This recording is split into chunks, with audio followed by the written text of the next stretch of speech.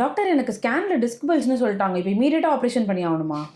90% of the disk பல்ஜ்க்கு ஆப்ரேட்டே பண்ண வேணாங்க. அதை வந்து கன்சர்வேட்டிவாக மேனேஜ் பண்ணிடலாம். முதல்ல டிஸ்க் பல்ஜ்னா என்னன்னு நீங்கள் தெரிஞ்சுக்கணும். இந்த மானிட்டர் பாருங்க. இந்த 2 போனுக்கு நடுவில் இந்த ஒயிட் கலரில் இருக்கு இல்லையா, இதுதான் வந்து ஒரு ஜெல் மாதிரி இருக்கும். எப்படி நம்ம 2 பன்க்கு நடுவில் ஜாம் இருக்கும் அந்த மாதிரி. ஸோ இந்த ஜாம் வந்து வெள்ளையா இருக்க வரைக்கும் பிரச்சனை இல்லை. நம்ம ரொம்ப தண்ணிலாம் குடிக்காமல் இருக்கோம்னா, டீஹைட்ரேஷன்லாம் ஆகிட்டோம்னா இந்த மாதிரி கருப்பாயிடும். கீழே இருக்கு பாருங்க. கருப்பாகிறது மட்டும் இல்லாமல் நம்ம அப்நார்மல் போஸ்டரில் இருக்கும்போது இல்லை டிஸ்க் பல்ஜ் ஆகும்போது என்ன ஆகும்னா, இந்த லைனை தாண்டி இந்த மாதிரி வெளியே வந்துடும். நீங்கள் இதை பார்த்தீங்கன்னா இதை விட இது கொஞ்சம் வெளியே இருக்கு பாருங்க. ஸோ அதுதான் வந்து பல்ஜ். இதுலயே வந்து ப்ரொட்ரூஷன், எக்ஸ்ட்ரூஷன் அண்ட் சிக்வஸ்ட்ரேஷன் அப்படின்னு இருக்கு. அப்படின்னா என்ன அப்படின்னு பார்த்தீங்கன்னா, ப்ரொட்ரூஷன்னா அந்த டிஸ்க் வந்து நார்மலா பல்ஜ் ஆகிறது மட்டும் இல்லாம கொஞ்சம் பிச்சுக்கிட்டு அப்படி வெளியே வரும். அது வந்து என்ன ஆகும், நம்மளோட இந்த கிரீன் கலர்ல இருக்கிற நரம்பு அதை போய் அழுத்தும். அதே எக்ஸ்ட்ரூஷன்னா என்னன்னா, நார்மலா இப்படி வெளியே வரதோட இன்னும் அதிகமா வெளியே வந்துடும். பட் என்னன்னா டிஸ்கோட ஒட்டிக்கிட்டு இருக்கும். அதுதான் வந்து எக்ஸ்ட்ரூஷன். அதை தாண்டி சிக்வஸ்ட்ரேஷன் அப்படின்றது என்னன்னா, இந்த மாதிரி அப்படியே நம்மளோட டிஸ்கே